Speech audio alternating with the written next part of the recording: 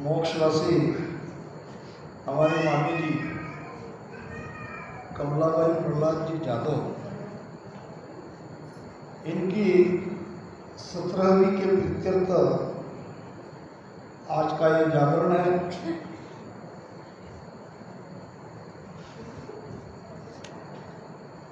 आए हैं सो जाएंगे राजा रंग फकीर। ये देश हमारा नहीं है, इसे मृत्यु लोक कहा है। यहाँ आने वाला एक दिन यहाँ से जाएगा, निश्चित जाएगा। आए हैं सो जाएंगे राजा रंग फकीर। एक सिंहासन चढ़ जात है, एक बंद जात जंजीर। एक तो सिंहासन पर बैठ के जाता है और एक जंजीरों में लिपटे हुए यहाँ से जाता है। मृत्यु तो दोनों की है, जंजीर वाली कोई खुली वाली दोनों की। तो हमारी माता जी, मुझे बताया गया, जब उनको लगा कि अब इस दुनिया को छोड़ना है तो मुझसे गुरु महिमा का पूरा पाठ, हरजस गान, ये सारी चीजें बता दी है कि उनकी आस्था आखिरी श्वास तक इस भक्ति में थी, तभी ऐसा संभव होता है। नहीं तो बड़ी मुश्किल से कर्मी जीवों के मुख से ये राम नाम निकलता ही नहीं। देख लो आप जगत में, एक बूढ़ा था, 2 बेटे थे। बेटे तो बेचारे ठीक ठाक थे, भक्ति करने वाले थे, राम नाम के महत्व को जानते थे। दोनों भाई विचार करते कि हमारा पिताजी का क्या होगा आगे। जिंदगी में इसने कभी सत्संग करी नहीं, भगवान को माना नहीं, तो चलो कोई ना कोई कोशिश करके इनके मुख से अंत समय में तो राम नाम निकालते, कोशिश करते। अब दोनों आ गए, अंतिम कुछ समय बाकी था और दोनों बेटे पिताजी को आवाज दे रहे हैं, पिताजी पिताजी। अब वो सुनाई कम पड़ता था, नहीं पड़ता। और जोर से कहा, पिताजी राम बोलो राम। नहीं बोलो, नहीं निकला ही नहीं। अब बच्चों ने सोचा कि इतनी जोर से हम उसको राम राम कहने के लिए कह रहे हैं, सुना तो होगा, मगर वो जानबूझकर लेना नहीं चाहता है। अब दोबारा उन्होंने और उतने ही जोर से कहा, पिताजी हमने क्या कहा? सुनाई नहीं दे रहा है। फिर पूछा, क्या सुनाई नहीं दे रहा है? वही जो तुमने कहा वो सुनाई नहीं दे रहा है, मगर ऐसा नहीं कहा कि राम सुनाई नहीं दे रहा है। बड़ा मुश्किल है। संसारी से प्रीतड़ी सरे न एको काम, दुविधा में दोनों गई माया मिले न राम। कहां तक इस दुख को झेलोगे? कहां तक संसार से प्रीत करोगे? जागो, उठो, सोचो, विचार करो। महाराज कहते हैं, जेतल भो कोई जीव मुगत कूतल पिए। जेतल भो कोई जीव मुगत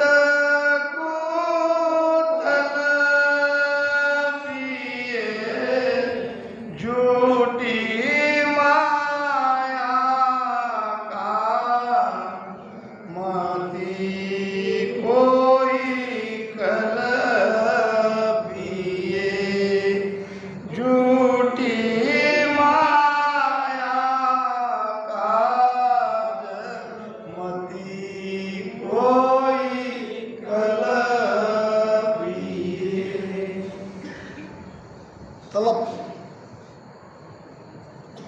चाहना, जाना आतुरता, उसके बिना नहीं जमता। आपने तलबवान को देखा होगा, जिसको तलब लगती है, जिसको कोई भी चीज़ की रहो, शराब की रहो, गांजा की रहो, तंबाकू की रोज कुछ है तो कोई न कोई जुगाड़ जमा के वो अपना उद्देश्य साध्य कर ही लेता है। अब ये तो सांसारिक लोगों के लिए होता है। हम भी, हमारे भी मन में किसी न किसी वस्तु की प्राप्ति की तलब है। हम भी किसी वस्तु की प्राप्ति के लिए कलपते हैं। संसार की कोई भौतिक वस्तु हो, कई प्रकार के संसार में हम उस वस्तु की प्राप्ति के लिए हमारे अंदर वो तलब भी हो सकती है, उसके लिए हम कलप भी सकते हैं। तो महाराज कहते हैं अब ये झूठे संसार की झूठी वस्तु के लिए तलपो मत, इसकी इच्छा करना ही बेकार है, इसके लिए कल्पो मत। जे तलपे कोई जीव, हे जीव अगर तलपना है, अगर कोई अंदर में तलब लगनी है, अंदर में कुछ चाहिए है, तो ये बंधन से मुक्त होने के लिए तलपो, इसकी तलब लगाओ, इसकी आदत लगाओ। सुमिरन उसका ही नाम है। जे तलपे कोई जीव मुगत को तलपिए, तुम मुक्त नहीं हो, तुम बंधे हुए हो। ये बंधन समझ में नहीं आ रहा है। ये बंधन तो तब समझ में आया जब हम इस धारा में आए, जब गुरु महाराज का ज्ञान हमें समझ में आया। क्यों? जीवन थोड़ा है, जीवन अल्प अवध है ओछी, माया सबे बिलानी, और तीतर बाद काल यू दाबे आशा सकड़ बिलानी। एक दिन जाना है, रहना नहीं, देश बिलाना है, तो आगे क्या करोगे, आगे की क्या व्यवस्था है, उसका क्या प्रयोजन है, आज विचार करना पड़ेगा।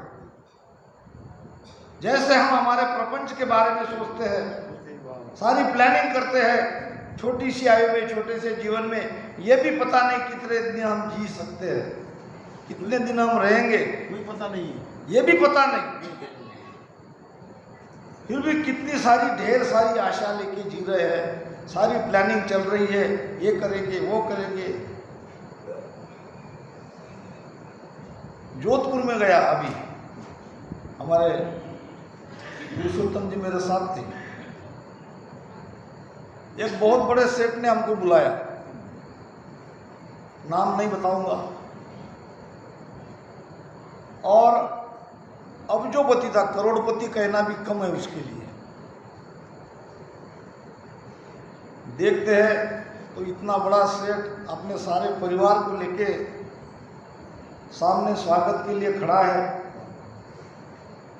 और बिठा थी, उन्होंने बताया 3-3, 4-4 मंजिल के दोनों बंगले, ये दोनों मेरे बेटे के लिए है। बोले मेरा तो गांव में बहुत बड़ी हवेली है, ये दोनों बेटे के लिए है। बड़ा आश्चर्य हुआ। देखो, मकान बनाना कोई बुरी बात नहीं है। अब उनके पास धन था, उसने बना लिया, मगर ये सभी के भाग्य में ऐसा नहीं रहता है, सभी के भाग्य में नहीं है। हम भी इसी प्रकार मन में आशा रखते हैं, हमारा भी ऐसा मकान होना चाहिए। इसको कहते हैं तलपना। तो एक ने किया, दूसरा भी उसी के रास्ते पे जाएगा, उसके लिए सारी जिंदगी बिता देगा, ये कीमती श्वासा उसमें लगा देगा। ये कहाँ का जीवन है? अच्छा ये भी गारंटी नहीं सब कुछ बनने के बाद ठीक ठाक होगा, उसमें आनंद आएगा, ये भी कह नहीं सकते। तो महाराज कहते हैं तेरा तो मेरा जंगल माई तामे पेरन सो राम राम तामे पेरन को विश्वा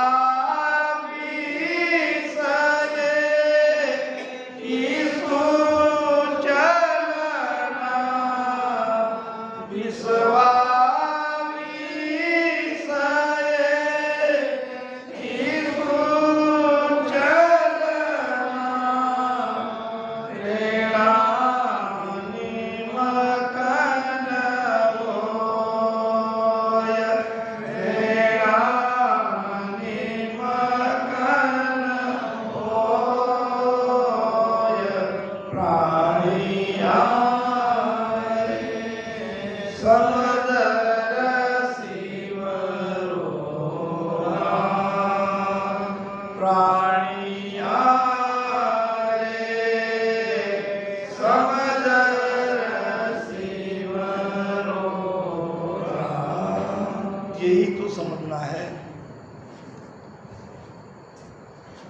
आत्मा का सुख कहाँ है यही समझना है।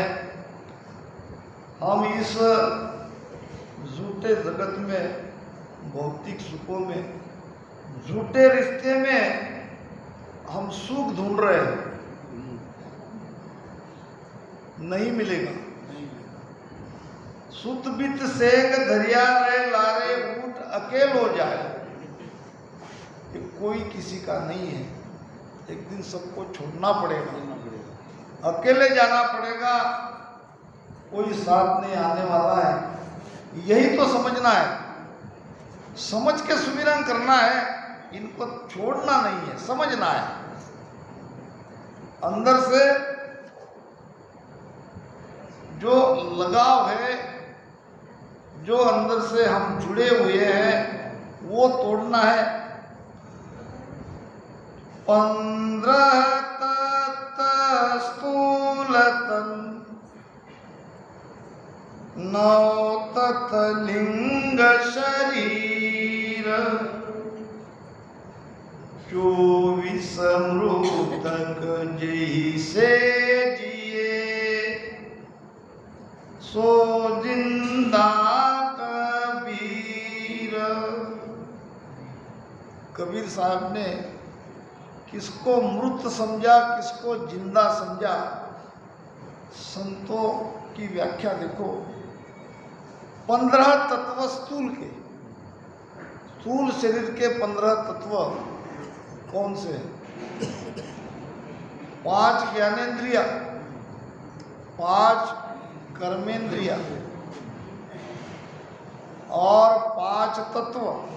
ये 5 तत्व दिख रहे हैं स्थूल शरीर में, ये 5 तत्व का शरीर है। इसमें ज्ञानेंद्रिया है 5।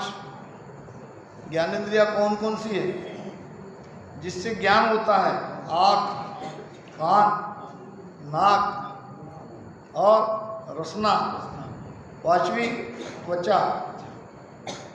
5 ज्ञानेंद्रिया है, 5 कर्मेंद्रिया जिससे कर्म होते हैं, हाथ, पांव, मुख, गुदा और ब्रह्मस्थान। ये 5 तत्व का शरीर दिख रहा है, 5 ज्ञानेंद्रिया और 5 कर्मेंद्रिया, ये 15 तत्व स्थूल के और 9 तत्व लिंग शरीर। अब जो दिखते नहीं है, जो सूक्ष्म शरीर का अंग है, ऐसे 9 तत्व। वो कौन से? 5 विषय, शब्द, स्पर्श, रूप, रस, गंध। विषय दिखते क्या? मगर कितना जबरदस्त उनका प्रहार होता है, कितना हम विषयों के अधीन फंसे हुए, ये दिख नहीं रहे। ये सूक्ष्म शरीर का अंग है। 5 विषय और चित्तमन बुद्ध अहंकार, ये चित्तमन बुद्ध अहंकार भी नहीं दिखता है। मगर सारा खेल ये 9 तत्व लिंग शरीर का ही है। ये भीतर में 15 तत्व का ये स्थूल शरीर है और 9 तत्व का ये सूक्ष्म शरीर है। ऐसे 24 मृतक जैसे जिए, इनको जो जीते जी मार लेगा और तब वो जिएगा, उसको कहेंगे हम जिंदा है, और वो है अमर, और जो विषय में फंसा है, इंद्रियों के अधीन है, शरीर में फंसा है, वो तो मरने वाला है, वो नहीं बचेगा, काल उसे नहीं छोड़ेगा, जिंदा नहीं मरने वाला, वो जिंदा नहीं है।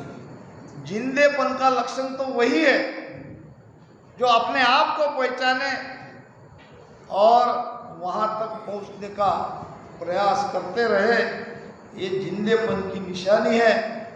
बाकी तो मरे जैसे ही है।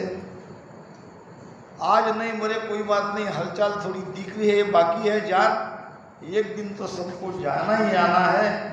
तो ये क्या जीवन है? महाराज कहते हैं, बंदा क्या कियो नर होई, बंदा क्या कियो नर होई, सिरजनहार श्याम तू विषयो, सिरजनहार श्याम तू विषयो,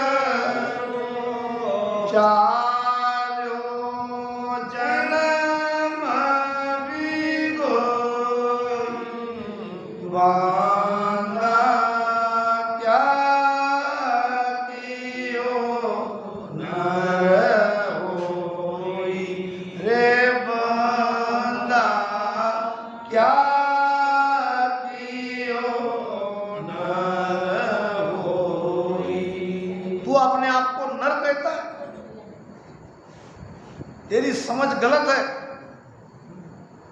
दिसन को नर लक्षण, पशु को क्या खावे क्या सोवे, ये तो केवल दिखता है। तू, तेरे अंदर नर के कोई लक्षण नहीं है। नहीं है। नर के लक्षण महाराज ने बताया है, ज्ञान ध्यान गुण साध समागम। ज्ञान करना, ध्यान करना और संतों के समागम से उसको गुणन करना। कोई कहते हैं सुन, सुन नहीं गुण, उसको गुणन करो। ज्ञान के ध्यान से संतों के सानिध्य में रह के उसको गुणन करो। कैसे गुणन करोगे? क्या वहां नहीं, गुनीला थोड़ी कर सकते? गुणन का मतलब ऐसे बैठे हैं तो बेकार की संसार की चर्चा मत करो, गुणन करो, गुणन। महाराज के ज्ञान का कोई विषय छोड़ो, उसके बारे में चर्चा करो, अपना ध्यान बताओ। यह है गुणन। जहाँ चर्चा शुद्ध होए, महाराज कहते हैं चर्चा में बहुत भारी गुण है। जो गुण न्यारो राग में यूं चर्चा में होए, और उलट चढ़े सो रीत सुन और न सुननी कोई। चर्चा भी ऐसी करनी है तो शब्द की, शब्द के भेद की, शब्द कैसे चढ़ता है, शब्द क्या है, उसका पराक्रम क्या है, इस पर चर्चा करो। महाराज कहते हैं जैसे राग में न्यारा न्यारा गुण है, इसी प्रकार चर्चा में गुण है, संगत में गुण है। सत्संग तो कर रहे हैं, वाणी तो सुखराम जी महाराज की सामने रखी है, क्या उसका अंदर का ज्ञान हो रहा है? इस पे विचार करो।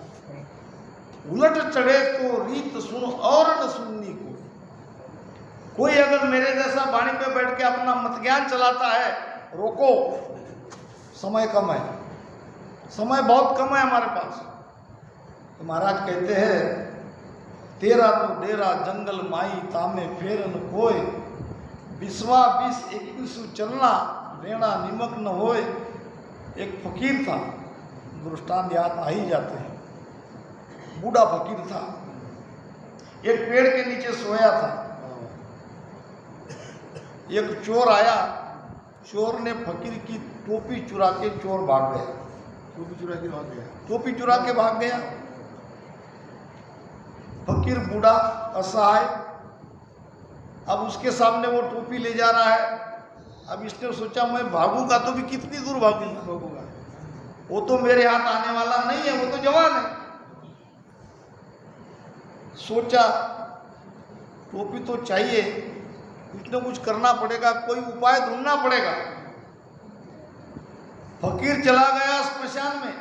शमशान में। कहाँ गया? शमशान में। स्मशान में जाके बैठ गया। बैठ गए। अब लोग आते थे, किसी की मृत्यु हो गई तो चिता जलाने के लिए। अब लोग पूछते बाबा जी तुम यहाँ क्या कर रहे हो, क्यों बैठे हो? अब क्या बताए उसकी पीड़ा। टोपी भी है तो कोई उसके लिए तो वो बहुमूल्य थी। जब ज्यादा पूछा गया तो उसने बताया कि एक चोर ने मेरी टोपी चुरा के वो भाग गया, उसकी खोज में यहां आया स्मशान में। अब क्या करूं? वो जवान कहाँ ढूंढूं इतने बड़े शहर में? ढूंढते ढूंढते मेरी आयु चली जाएगी, वो मुझे मिलेगा नहीं। फिर यहाँ कैसे क्या आ गए? यहाँ इसलिए आया कि उसको आना तो यही है, यही ठिकाना है उसका। आना है, तेरा तो डेरा, उसको आना तो यही है। यहाँ बैठ के उसका मैं इंतजार कर रहा हूँ, आज नहीं तो कल आएगा।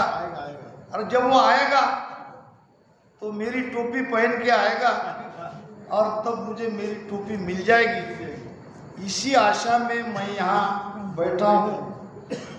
क्या फकीर गलत था? फकीर गलत नहीं था। फकीर का लॉजिक एकदम परफेक्ट था, ज्ञानी था। ऐसे ही अंत में तो हमको इस जगत को छोड़ के जाना ही है, तो इस झूठे संसार की नश्वर वस्तु के लिए मत तलपो। जे तलपो कोई जीव मुगत को तलपिए। इसी का विचार करो कि हम जीते जी उस परम आनंद की प्राप्ति कैसे करें। सालों से हम भजन कर रहे हैं। अभी हमारे एक संत ने मुझे बताया, नाम नहीं बताऊंगा, अंदर की व्यथा उसने मेरे सामने बयान करी। कैसे होगा वो? ये पीड़ चाहिए, ये तड़प चाहिए अंदर से, अंदर की अंतरात्मा। उसने ये नहीं सोचा कि मैं इससे बहुत पुराना रामसनी हूं, इसके सामने मैं कैसे कहूं। ये बहुत बड़ी बात है। जो अपने आप में स्वयं को छोटा समझेगा वो अपने आप में बड़ा होगा, ये सिद्धांत है। झूठी माया काज मती कोई कल्पिए। मेरे भाई, ये माया झूठी है और ये झूठी माया की प्राप्ति के लिए मत कल्पो। जो है, जितना है, जो आपके भाग्य में है, प्रारब्ध में है, वो आपको मिलेगा। भक्ति में संतोषी वृत्ति रखना बहुत जरूरी है। संतोष किसको कहते हैं? महाराज कहते कि सील साच संतोष ज्ञान बिन भरम न जावे। क्या है संतोष? संतोष उसे कहते हैं परमात्मा ने जैसा मुझे रखा, जितना मुझे दिया वो पर्याप्त है। बहुत बड़ी कृपा करी है, उन्होंने मुझे इतना दिया है। जो कुछ दिया उसमें पर्याप्त मात्रा में खुशी से उसको स्वीकार करके जीवन जीना, इसको कहते हैं संतोष। नहीं तो मनुष्य कभी संतोषी हो ही नहीं सकता। अगर ज्ञान के आधार से वो जिंदगी नहीं जीता है तो कभी उसके जीवन में संतोष नहीं आएगा। एक राजा था और राजा के घर में सुबह एक साधु आया था भिक्षा मांगने के लिए। अब राजा ने कहा क्या चाहिए? राजा के पास कोई चीज कमी थोड़ी रहती है। संत ने कहा ये मेरा भिक्षा पात्र है, इसको किसी से भी भर दो। बस बोलो, सोना चाहिए, हीरा चाहिए, क्या चाहिए ये बोलो। सोने से भर दूं कि हीरे से भर दूं कि मोती से भर दूं, तुम बोलो, उससे तुम्हारा ये भिक्षा पात्र भर देंगे। कर देंगे। साधु ने कहा महाराज किसी से भी भर दो, मगर ये भरना चाहिए बस। अच्छा, खजांची को बुलाया, जाओ इनका ये भिक्षा पात्र देखो और लाके इसमें धन डाल दो। अब वो खजांची गया और महाराज के खजीने से इतना ढेर सारा धन लेके आया। अब वो खप्पर में वो भिक्षा पात्र में डाला, वो भरे ही नहीं, और लाया और डालते गया, वो भरे ही नहीं, सारा धन खत्म हो गया। फिर सोना, फिर चांदी, फिर और बहुमूल्य अहंकार, हीरे मोती, वो भी उसमें डालता गया, फिर भी वो खाली खाली, घबरा गया। महाराज के पास गया, महाराज गजब हो गया, उस साधु का भिक्षा पात्र में जरूर कोई जादू है। सारा खजाना उसमें डाल दिया, फिर भी वो भर ही नहीं रहा है। ऐसा ऐसे कैसे नहीं भरता है? जाओ नगरी में सबको बुलाओ, सबको कहो अपना अपना धन लेके आ जाए, राजा का आदेश है। सब नगरी के धनवान हैं या गरीब है, सब अपना अपना धन लेके आए और उसमें डाल गए, डालते गए, डालते गए, डालते गए, वो भर ही नहीं रहा। नगर के सारे लोग देखने के लिए आए, तमाशा क्या हो रहा है आज। कोई वहां से हिलने को तैयार नहीं, आगे क्या होता। आखिर में थकार कर राजा उसके चरणों में गिर पड़ा। अरे महाराज ये तो बताओ, ये क्या है, ये क्यों नहीं भर रहा है? अब हंसने लगा संत, त्रिलोक की दौलत भी इसमें डाल दोगे तो ये नहीं भरेगा। क्या है इसमें ऐसा? ये कोई साधारण भिक्षा पात्र नहीं है, ये मनुष्य की खोपड़ी का बना है। किसका बना है? मनुष्य की खोपड़ी का। इसमें कितना भी धन डालो, ये कभी तृप्तता नहीं आती। संतोष उसी का नाम है, जितना है वो बहुत है, ये मान के हमको भजन करना है, भक्ति करनी है। जय बिरह की जय जोय साई को मोहिए, जय बिरह की जय जोय साई को